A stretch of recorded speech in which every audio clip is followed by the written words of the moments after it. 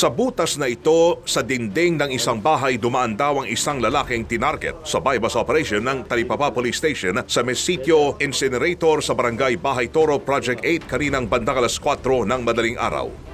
Agad tumakas ang sospek na kinilalang si Frederick de la Serna alias Dekdek matapos matulog ang pulis ang nagpanggap na buyer sana niya ng shabu. Nang makita raw kasi na dayo ang bibili ng droga, agad na itong nagpaputok. So para hindi pa po nakukonsumit Dahil bali pagpasok pa lang dito, pinuto ka na. Kasi dito po, sa totoo lang, dito sa sitio incinerator na ito, pumasok ka rito na hindi ka kilala, babarilin ka na Agad daw tumakbo ang sospek at pumasok sa ilang mga bahay habang pinaputukan ang mga pulis. Pero hinabol siya ng operatiba at sa isang bahay sa gitna ng sitio, doon na corner si De La Serna at tuluyang napatay. Ayon sa pulisya, hindi lang notorious na tulak ang suspect dahil kilalang siga rin daw ito sa lugar at marami na umanong napatay.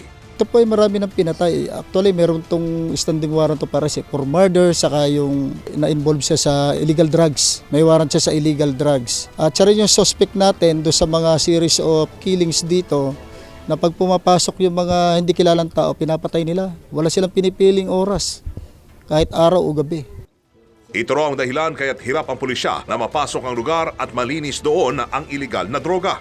Ay talaga po lumalaban ito. Actually, nung huling operation namin, pangalawa dito sa huling operation natin, ito po yung bumaril sa pulis natin, si PO1 Peralta. Na buti na lang, sa kabutihang palad nabuhay yung pulis natin. Pero tinamaan siya sa likod. Sa bahay naman ng suspect nakita ang isang motorsiklo, mga sachet ng marijuana at mga drug paraphernalia. Weng de la Peña, Radio Pilipinas.